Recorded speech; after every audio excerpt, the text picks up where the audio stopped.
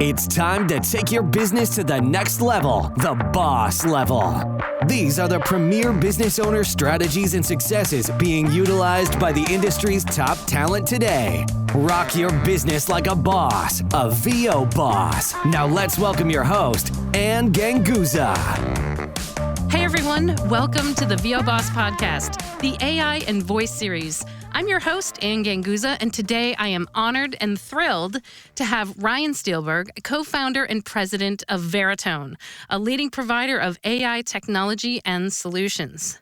Ryan also co-founded and was president of DMARC Broadcasting, an advertising company that was acquired by Google in 2006, and afterwards he became the head of the radio division of Google until 2007. Ryan, thank you so much for joining me, and welcome to the show. And it's great to be here. Thank you. Being a business owner myself and a voice artist, of course, I am intrigued by your background in broadcasting and, of course, advertising. Can you tell our boss listeners a little bit more about your background and how Veritone came to be? Yeah, sure. Well, the quick version is I actually started in the digital ad tech business, right out of school in the mid-90s. Mm-hmm. So we were some of the earlier pioneers that built a lot of the early advertising technologies for really managing advertising distribution and reporting when the World Wide Web, back when we used that term, was just exploding. I remember that. And that was pretty much, that was pretty much my career. I like to say is, so we started building a lot of the early technologies in the ad tech space for digital advertising, specifically focused on the World Wide Web. And we did that for several years. So meaning we were actually the ad technology that powered Yahoo and Netscape and Lycos and all AOL. So anytime you saw, a banner ad or anything like that, that was Veritone's technology that was powering all that. And so that was my brother and I's first company. And, thankfully that was successful enough to let us, move on to, different and new and fun endeavors. But the one thing that we never got to, we had a vision while we were at, the name of the company was AdForce. And, after it going public, we always wanted to see, could we take this technology and move it into traditional broadcast? So back then, now late 90s through early 2000s, most radio and TV stations weren't, I would say, packet-based yet. They were still mostly analog shops. And so it was challenging. So even if I could do all the management of which ad spots to drop in or commercials to insert into the video or audio programming in traditional broadcast, the systems didn't allow it. So that kind of led to us wanting to found our second company, which was DMARC Broadcasting. And DMARC did specifically that. We figured out a way, get a little technical here, but we figured out a way to, in effect, integrate and wrap the studio automation and ad traffic systems of traditional broadcast TV and radio stations. And in effect, that's what we did. So we just basically brought like an AdForce-like advertising exchange, advertising management solution, and in effect, Trojan horsed our way into the analog world of broadcast. And so we kind of created what really the first programmatic. We didn't use the word programmatic back then. We used it just automation. But we created really the first programmatic advertising platform for traditional broadcast TV and radio. And we ran that business, DMARC, independently for a few years, ultimately until Google acquired it. So after Google acquired us, I headed up all of Google's offline ad efforts. The initial focus was on audio and radio, and really trying to bring, their huge advertising base to the radio industry, et cetera. So I was there for a few years. I like to say that, it's sort of apropos. Let's just say video killed the radio star, because right after they bought DMARC, they bought literally 2 weeks later, they bought maybe a little tiny startup that maybe none of us have ever heard of called YouTube. Yeah. And so maybe they focused on the right horse right after they bought both of us. So but here's the speed up to Veritone is pretty interesting, is, through our career, right, all the way up through, let's say, 2008, from starting everything in 1994, everything we did was disruptive, I'll say interruptive based advertising. So a commercial break, right? And we started to see the cracks on the wall of, people being overwhelmed by unique ad avails. And as we transitioned to the mobile phone, the problem was wait a minute, there's less screen real estate. When you had a big website and everybody was using desktop, or let's say another way, the only way to get to the web was on your desktop, you had lots of screen real estate to serve ads all over the page. And as you transition to your mobile screen, it's like one-shot viewing, right? When I'm looking at a picture or looking at a video, there is no room to serve ads around it. So we had a vision going back to the early 2000s about really what we call today branded integrations or product placement. The concept of weaving advertising with and into the programming itself.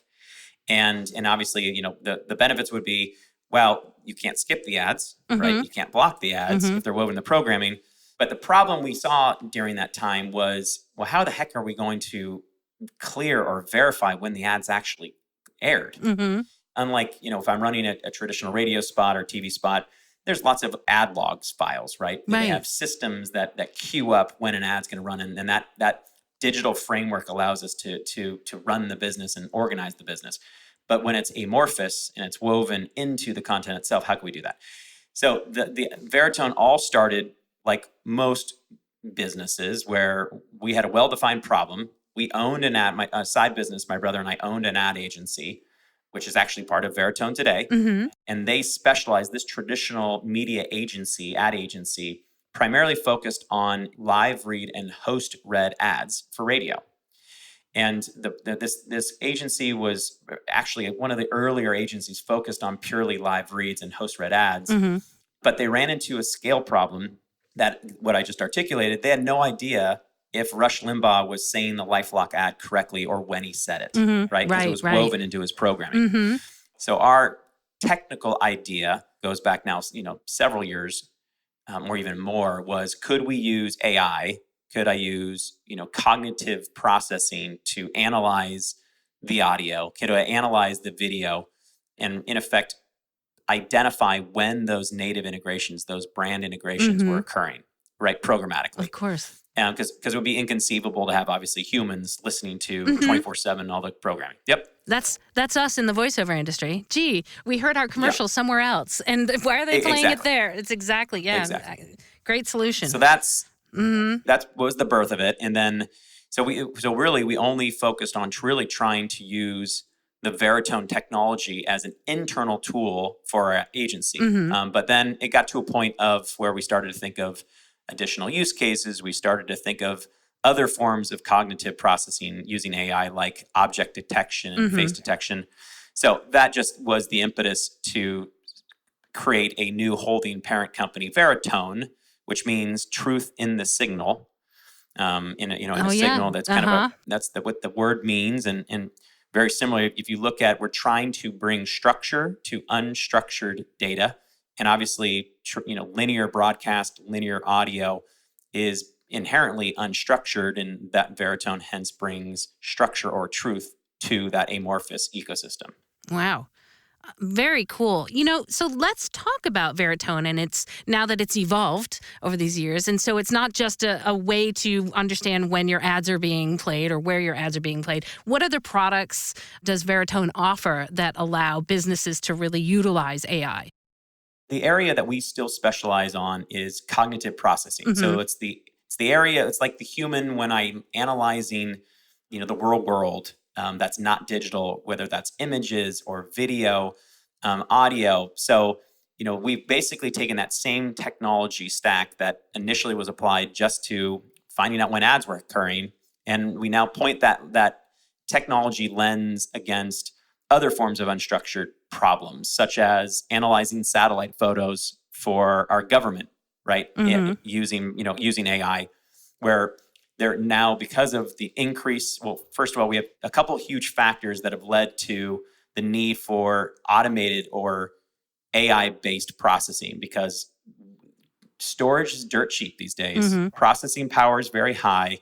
And so people are producing, we are collecting just an insane amount of ever-increasing amount of content. So, if you look at a satellite infrastructure, the resolution of the cameras in these satellites, they're not only taking more, but the resolution is so high that it's simply impossible for human analysts working at the Department of Defense to go through and analyze those. So another example is we've applied Veritone's core technology AIware to be able to start to process, satellite photos is another example. And I'll just leave one more, like the Department of Justice is a big client where they prosecute or investigate, thousands of cases each year. They're having to sift through documents. They're having to sift through audio and video. The Capitol riots that we just are still dealing with. They just have so much data that is simply impossible for humans. And so Veritone is very, very good at using our technologies to augment the human effort by able to sift through and again, turn that unstructured data into structured intelligence. So there's a lot of fear out there about AI in general. I'd like to step back a little bit, right? Not just in our voiceover industry or just everywhere, I think. And I'd like to get your take on AI. And I think you were leading into this and how it can be leveraged for good, not just for businesses, but also for humanity. Because I think there's so many people that are afraid to even look the way of AI because they fear that, the robots are going to take our jobs away. What can you say to that? How can you speak to that? Well, we got to go back. We're going really for computational AI, if you want to call it that, has been around for a very long time, right? Calculator. Let's go back to, major areas in history, right? The Industrial Revolution with the conveyor belt and, the factory machines, the cotton gin, right? These are, going back in time in human history, machines, whether they're digital machines or mechanical machines, have always emerged with the goal of trying to not minimize, but to augment the human effort or amplify the human effort, right? So, so if you can create a machine that can automate the collecting of cotton in, a huge field or corn and versus a single machine that can do it in 1/100th of the time, right? There's an example of many of them.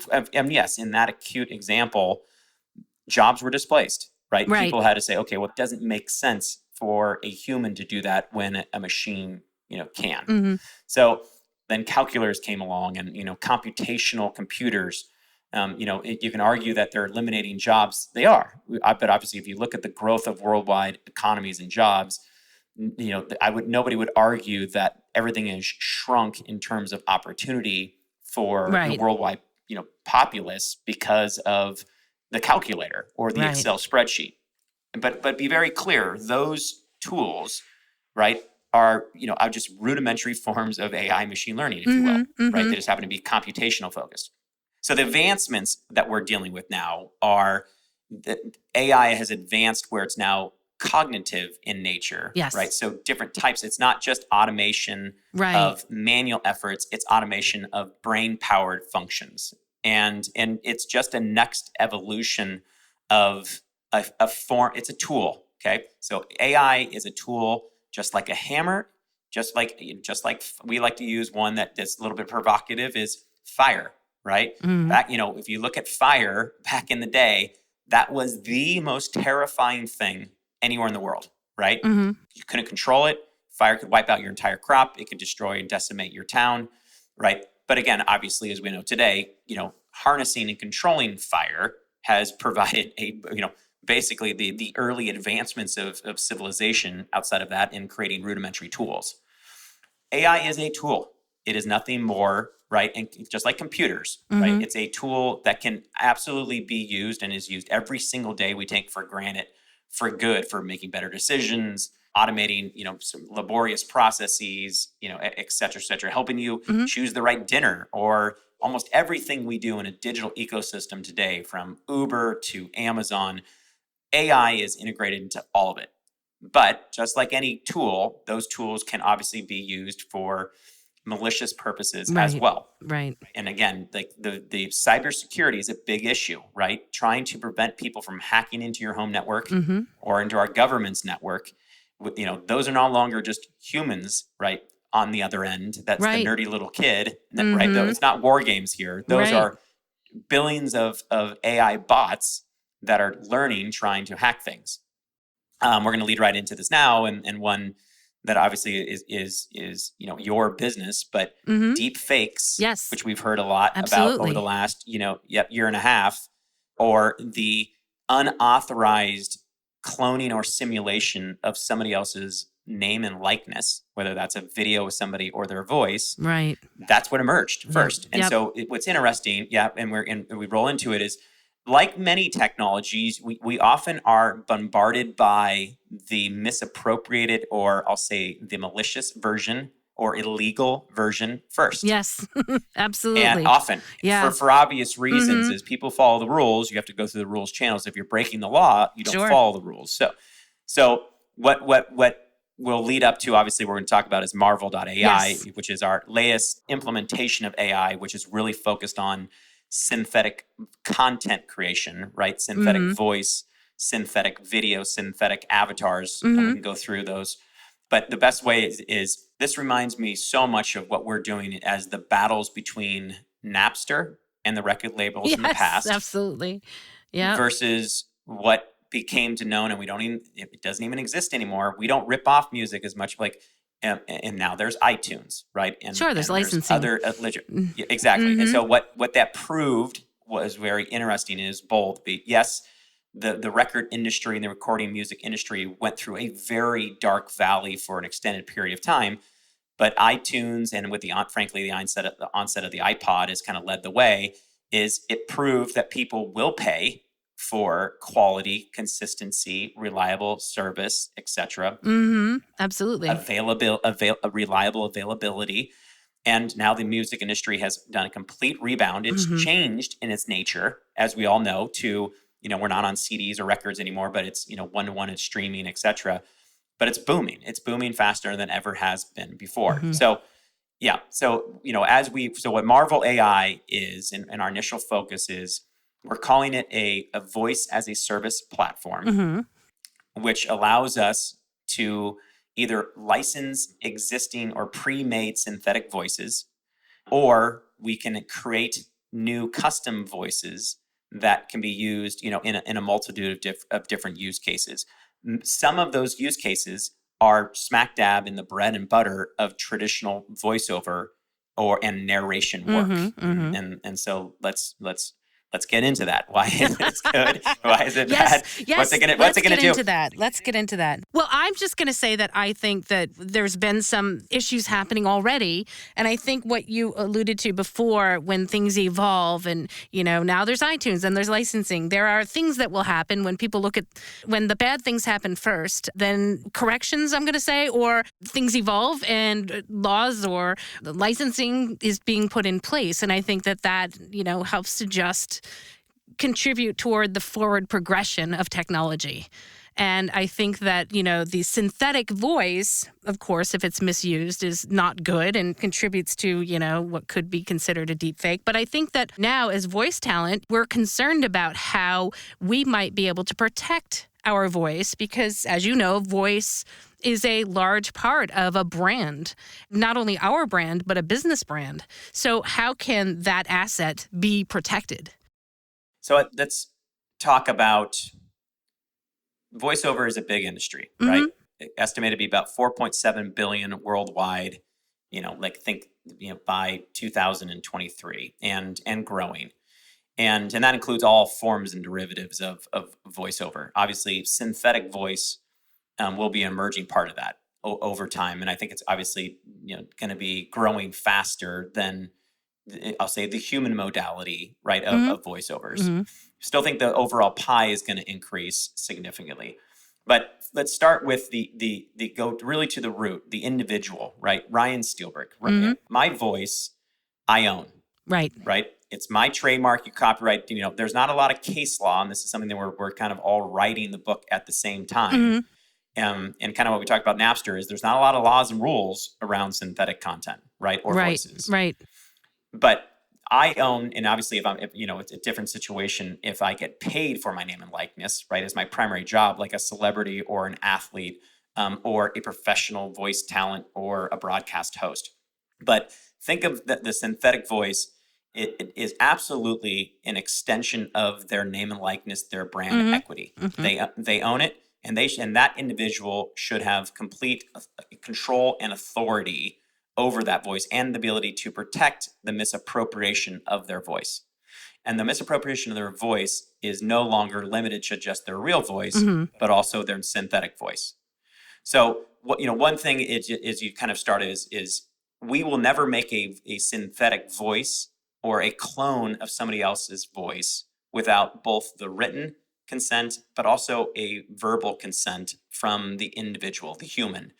And the reason that we need the verbal is not to double down on the legality that's giving us permission to do such, to create a synthetic voice, but we actually need that verbal consent as part of the key, right, to verify that when we're building the voice, it's the same training data to build a voice that we got from the consent, right?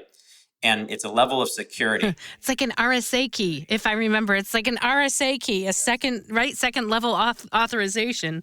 So you can, very similar. Yeah. Okay. Wow. Wow. And so there's ethics. So what you're going to see, what you're going to, and you may have heard of it, but and we don't steal their thunder of a bigger public launch. But the Open Voice Network, which we're founding kind of on their steering committee of on the enterprise side. That there's organizations going around and some of them are protecting, the end listener, the consumer, right? When I'm talking to my Alexa device, and they're capturing my voice, right? Right, and they absolutely. want to make sure that I'm protected, et cetera, but we're kind of heavily focused on, I'll say, the voice side of the equation, right? How do we protect, the integrity and name and likeness of the voice, of the copyright in the voice, et cetera. Yeah. So it starts there, and then it moves into, okay, what can now that talent do that they couldn't do before for a numerous of workflow, scheduling, I'd say gaps in a pricing dynamic, where if Nike and Whiting Kennedy are trying to get Tiger Woods to do something again with his voice or something, having the ability to augment that production opportunity, whether it's during the original takes or, let's say, realistically how it always works is days later or weeks later or months later, they need to change things. And if you are trying to get Tiger Woods to come back into a studio to do things, a production time and budget that, let's say, went from $10,000, obviously Tiger Woods would never do anything for $10,000, but if it went from $10,000, they end up spending $50,000 on trying to get that person back in the studio or being renegotiated, right, and paying that individual more money. So on the flip side, so it's an equal balance between we're providing more freedom and flexibility, not only for the talent potentially, right, where they're saying, hey, listen, in my rider, in my contract, when I do this, I'm also providing you guys the rights to build a synthetic voice, and you guys can use that solely for this specific project. I or my authorized representatives will have complete control to review and approve any derivative works that are created. But again, Tiger Woods necessarily does not have to be there, right? But he gets compensated for that synthetic voice. Correct. And that'll be negotiated up front when he does his contract. On the flip side, this is a godsend for the production side. And this is a huge issue, whether you call it, localization or, dubbing in a different language, or in there when they're doing post-production and audio remixing, having this as another part of that brand when they're dealing with that actor or that actress, right? That they can make corrections or changes or actually, add in new scene if obviously that talent bestows those rights to that production group in the production company. It's another very valuable tool. So I think we've kind of killed it on for the celebrity groups when just trying to bring them more efficiency and flexibility to their work. Yeah, I absolutely agree with the efficiency, and I understand that. And I think it's just, for the professional voice talent who may not get paid the scale that a celebrity would get paid, I think that as a selling point for a synthetic voice, maybe for the majority, at least of AI talent, we might like to hear it more. It's an efficiency. It's another option. And actually, it could be another trend, that people like AI voices. It's kind of, quirky and trendy for now. And maybe that's what some commercial, brands will be looking for a little bit, because we see trends evolve all the time in this industry. I think it's just a point of voice talent being able to evolve with this technology. And I was in technology for 20 years, so I'm very much in favor of technology. And I know that synthetic voices and AI voices are not stopping. I mean, I'm not going to stop them. And so I, as a voice talent, just want to know how I can evolve my business and evolve my voice to survive and evolve, really. And I think that you talking about the licensing of the voices and compensation, I really love that. And I think that as voice talent, we're going to be looking for companies that are ethical and that believe in that. Because there are some companies, there's a lot of companies popping up out there that are just like, are you tired of expensive voice talent? And and they just pop up and then you don't see them anymore. And so I think when we get a lot of, let's say, companies that may have captured our voice or created a voice, maybe without our knowledge, or, maybe just for whatever reasons, unethical reasons, I think we just want to have a way to be able to protect our voice. And I think what's really interesting is that I think you talk about having a vocal footprint so that if our voice is used somewhere else, is it possible to tell, even with a synthetic voice? And if that synthetic voice is changed to a certain degree, right, or modulated, is that still possible? Yes. So a couple of points there to unpack. So I think first, absolutely the voice over and the voice talent is going to have to embrace this new technology. And they can do that a few ways. One, they're kind of trained that they're always really using your real voice to do your voiceover work, right? And it seems a little, maybe counterintuitive, but every voice talent should also think about their synthetic voice, right? As an option as well. So just when you do it, because at the end of the day, and we're just talking about, it's like, well, yeah, but we're all professionals. We know how to get in the studio, or we frankly, a lot of us have our own studios in our homes and we can do recuts. It's not just the retakes or making it perfect, because also we live in a world now which is almost 100% one-to-one personalized, right? Yeah. So when content gets personalized, absolutely, right, we're talking about, imagine taking this conversation and we want to convert it into 10,000 different derivatives based upon what city we're listening to. That's just inconceivable for, a human to be voicing those. They could, but nobody's going to pay for that. Right. So I think so, just like celebrities or anybody else, I think all voice talent should immediately embrace synthetic voice. Make sure they claim it. It's it's your copyright, you own it. But just like your real voice, you need to take care of voice. You need to maybe add more training data because your synthetic voice can't cover a certain topic area, correctly. I think the second thing is voice talent. There's another modality of synthetic voice, which Marvel, it launched, is voice to voice technology, not just text to speech. So much of synthetic voice is about text to speech, right? You give it an article, you give it a script, and out comes the voice. Right. Speech to speech, we think, is a very unique opportunity for voice talent to really excel, where it's them still speaking, right? So in effect, let's pretend that your voice is the output. You're the Tom Selleck, okay? Okay. You're the voice that we're trying to read the book, right? Tom Selleck is never going to read a novel. Even he's been offered a million times, right? But text-to-speech is never going to be able to really capture the tone and inflection. You would spend more time re-editing the text script to try to make the narration of a book. Forget something that's 15 hours long, even an hour-long podcast. But what we can do is we can create a matching model. So me, Ryan Steelberg, my voice can be trained to drive your voice or Tom Selleck's voice. So voice talent is better than you guys just having a great sounding voice. You know how to say things. You also can very quickly pick up, the trends or the subtleties of how talent is. So we think there's a very large opportunity to grow the ecosystem by voice talents, both existing and new, to be truly voice doubles, right? So they are, in effect, you're right, they're driving the voice. They are the ones actually reading Tom Selleck's voice when the book is being narrated. Obviously, Mr. Selleck and his team are approving everything, but it potentially was done by a voice actor. Interesting. So we think when the output is potentially one to many, which is often the use case for existing voiceover talent, right? But when the use case is one to many, we do think that speech to speech modality is potentially a much better choice, or your real voice, right? Than text to speech.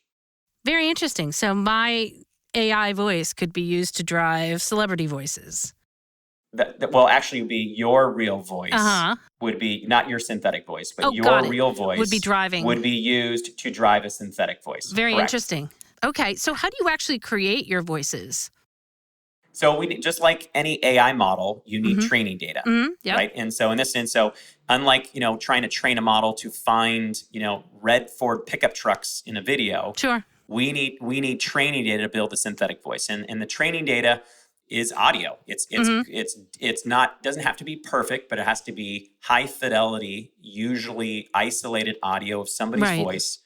And just like everything, in this instance, tonnage or time equates to better quality on the output. So if I have, in theory, if I had 1 million hours of isolated audio of your voice, right, I can create a much more accurate synthetic voice. If I only have 10 minutes Right. of your voice, Right. it's going to capture. So length and amount of training data and quality of training data are two important input functions. Second is you need a transcript and or a lexicon, right? So it's not just the sound of your voice, but Right. how you say things, how Right. you say words. And so then you have to marry that. Now, obviously, Veritone was in a unique position to launch Marvel because we've been, frankly, analyzing over 100,000 hours of audio and video every day, and we transcribe and index all that content. For a lot of the more established brands, talent, the celebrities, the big radio hosts, the podcasters, we already have access to a lot of the training data. So when they give us permission, they don't have to actually do much. Right. If it's a new voice, if it's an unknown that we haven't got a lot of studio time, we're going to have to probably get that person into a better, much better than the place I'm sitting right now, but into a decent quality studio to produce training data. Such as mine. A voice talent you said studio it. I didn't say such yours. as mine. Right, exactly. Interesting. So with your voices, are they licensed through you, or is that how that's going to work, or is that just licensed through a management company?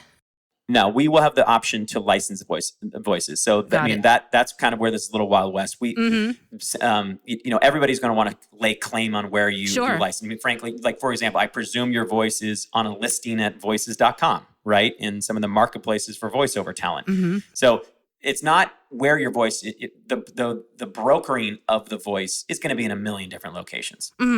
But what's imperative is that there is only one truth voice, yes, right? Exactly. Meaning you cannot get the model, the output of the synthetic voice can be shared over the web, but driving the model to produce more content has to be in one location and in a secure location. In a secure location, absolutely. And obviously, yes, that's Marvel. And I guess, I'm curious as to how do you protect that? Is that something, what if, I'm just trying to think of like other scenarios, if something happens to Marvel AI and it's no longer Marvel AI, what would happen to the data if somebody had their voice print or their synthetic voice hosted there, or I guess you call it hosted, or the license being there?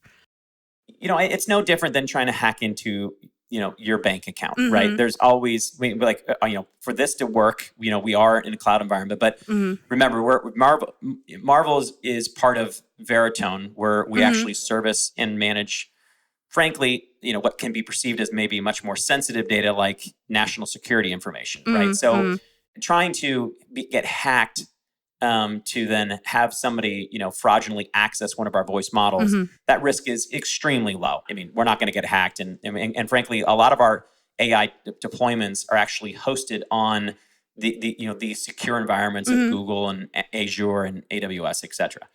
So it's really, you touched on something earlier, but you asked a question, can I find out if a voice out there is fraudulent or not? Right. The answer, so what we do is when we create a voice, we actually embed in Audible, let's just say, and I don't want to go into too much detail, some of it's proprietary, but we tag that content, and thus if we ever see a voice out there, we will be able to map it all the way back to the original training data to know that this daughter voice that was produced mapped back to the original training data. If we don't see those indicators, then we know it's been fraudulently created, right? And so we can then prosecute it. Very interesting. So then again, the ownership of the voice, who does that reside with?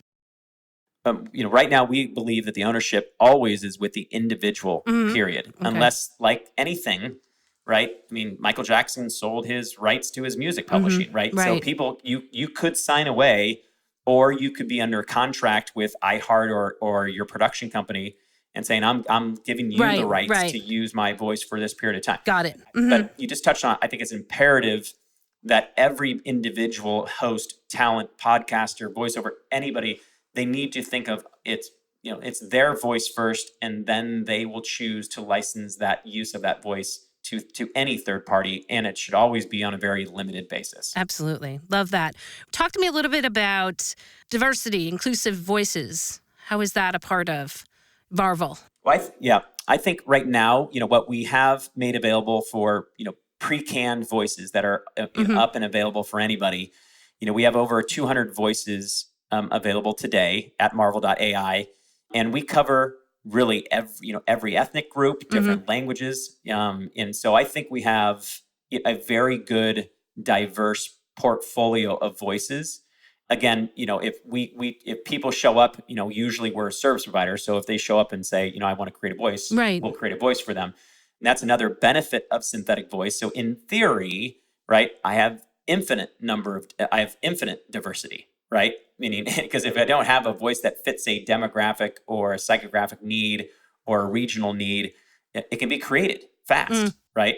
So in effect, we believe it's actually the most diverse, and you can get some exposure to all the different opportunities, with the current voices that we're presenting today at marvel.ai. Sure. Is this something, well, do I dare ask, is this something that voice talent out there can come to Veritone and create a voice?